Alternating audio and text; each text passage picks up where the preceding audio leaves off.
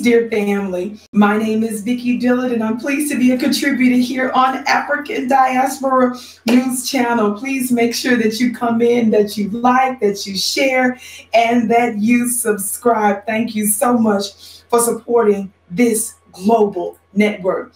Family, you know how I do when I'm giving my war briefings, and we are seeing this constant pattern of what we've been calling these close Karen encounters. Only in this particular instance, it's Kevin and Karen. Somebody talk black to me. I said it's Kevin and Karen. Watch this video. What do you mean do I live here? Do you live here? No, but why did you just come open the door like that? Because I live next door. Okay. So is this Let's just say suspicious. because you saw black people? Young people. No. Because you saw black people?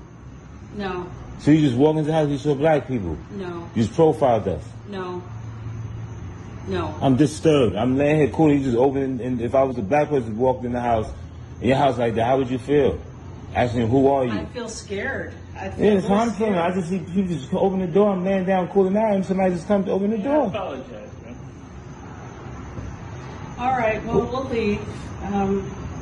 But what made you afraid because you saw black men or something? Because there's nothing but a bunch of black men. I'm just stop it with the black men. Okay, what made you do that? I'm confused. You know, we see people going in and out. We know nobody lives here yet. It's like, so, you know. I know the owner of this house, so. You see people go in and out, and you know nobody lives here yet. Yeah, right. I know the owner. Okay. And what did the owner tell you was going on with the house? He didn't tell me anything. I'm a little confused here. He's selling the house. That's all I know.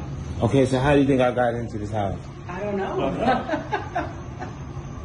This is real scary. That you just. Well, let's put it this way. You would probably think the same thing. Yo, Unc Vod. Yo, Unc. Let's go. Yo, Unc. All right. Sorry about that. All right. Good night. Yo. That's disturbing.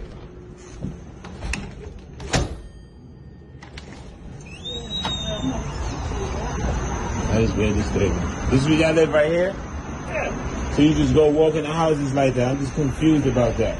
Okay, if you saw somebody walk in the house you knew was empty next door, you would do the same thing. But you want to pull the race cars down. No, I don't. I'm confused. What you mean? All right. What else? Whatever car. This house was You're nervous vacant about people you've never It was seen. vacant until how long? until today. Okay, so let me just help you understand. This is an Airbnb. Were you not aware of that? Yeah, except they said it wasn't an Airbnb anymore, that they were selling the house. Okay, So well. when we see people walking in and out, when we know the house hasn't been sold, we're a little nervous. Okay, well, yeah, that's how I gained access. Sir, we apologize. Okay, well, that's how I gained access. I don't know nothing about none of that. Again, I'm sorry. All right, have a good night. Again, and again. This particular clip should give you unique perspective into what's happening with this war from the dominant society that they have waged on us. This unrelenting, centuries-old war that's escalating and has reached an inflection point, family. It might seem overwhelming that we constantly point to the goings on of this war, but when you're in war, you deal with war. And war won't last always, dear family. But while we're in the war, we need to be discussing strategies to overcome it so that we can build a new reality. But right now, while we're in the war, my goal is to inform you, to inspire you, and to give power to my people. The difficulty, the labor, the harassment, the terror that we're experiencing, don't forget, these are labor pains for us. I said these are labor pains for us. Now let's get into this couple. This incident has been reportedly coming out of Louisville, Kentucky. You know, with the Breonna Taylor, you know, with these back-to-back racist incidents that have been taking place in Kentucky, this is letting you know that there is an energy and a spirit of racism that is alive and well in Kentucky, not just the South. We indict and we charge all of America for operating as a white supremacist. Now, when you look at this particular incident, you see that this brother is reclining in what appears to be the living room, the front room. Watch this. The white couple does not appear to have knocked on the door. They don't appear to have rang the doorbell. They casually walk in. I want you to pay close attention. This was no concern of this lying couple where they were fearful that somebody was trying to break in. You know why? Because number one, they would have done one of two things. They would have come with a weapon, or number two, they would have simply called the police. They see you as prey. They see you as weak. And no disrespect to Van Jones. No disrespect to Bakari Sellers. No disrespect to the back-to-back black men that make appearances on CNN and other networks and that cry. Brothers, I believe in you being emotional, but I believe in the face of white supremacy, you need to be aligned with your open enemies, and you need to be a lamb at home. Somebody black, talk black to me. They see you as weak.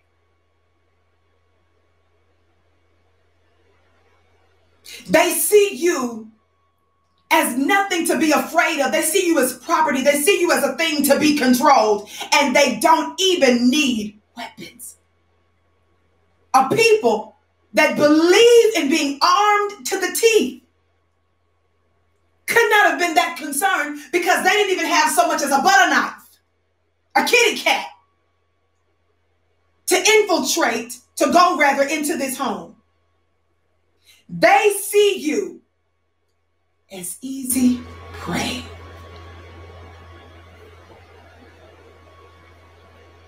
What does that say to you, family? They see you as someone who's unprotected, who's weak, and who is to be dominated, controlled, and terrorized. They simply walked in. And they begin to question, like good, neighborly slave patrollers. Family, this is Jim Crow all over again, where white folk want to reinstitute certain norms, so societal norms, where we give an account to our whereabouts. When we see Miss Ann coming on the sidewalk, you get out the way. Don't make direct eye contact. Give an account to nobody's. America has always been racist. And it is not Donald Trump's fault, because Donald Trump is a mirror for who America is. To the degree that Donald Trump is a credibly alleged racist and rapist and sexual assaulter, to the degree he's a racist, a terrible businessman, a cheat, a fraud, a war dodger, and so much more. He is a direct reflection of America. Their strong defense of Donald Trump, notwithstanding his diabolical and wicked ways, is a defense of who America is. But Donald Trump's being in position. When you are a leader, you have the power of influence. So even though some Americans may be racist in their heart, some of them may have had some of their racism restrained or restricted. When you have someone like Donald Trump that is not giving dog whistles to white supremacists, he is endorsing and encouraging them.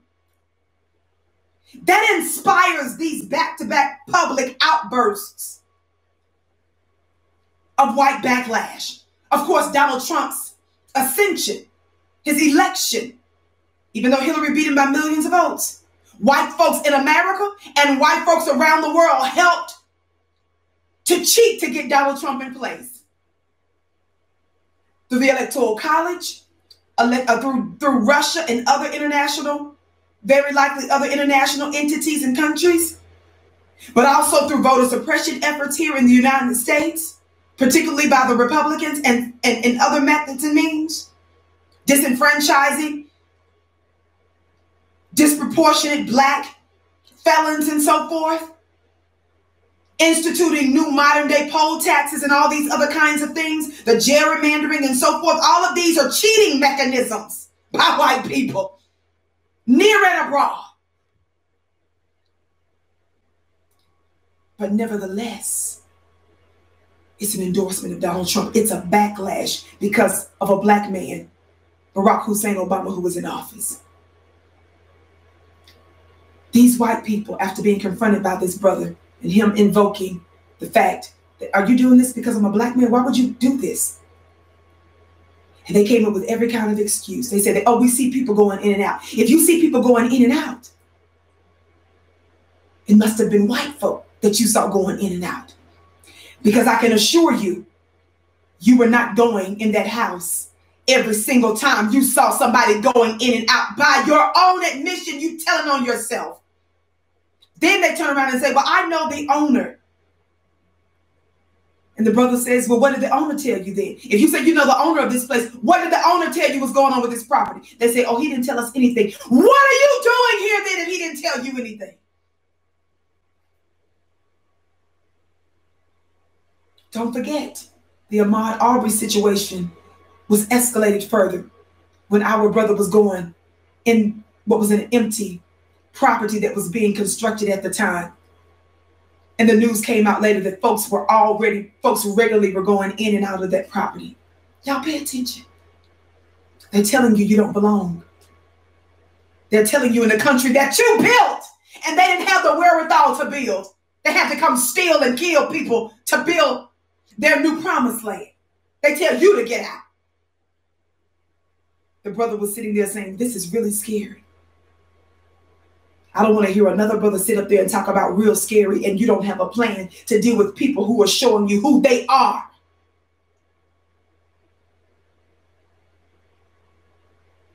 After confronted, finally, and humiliated.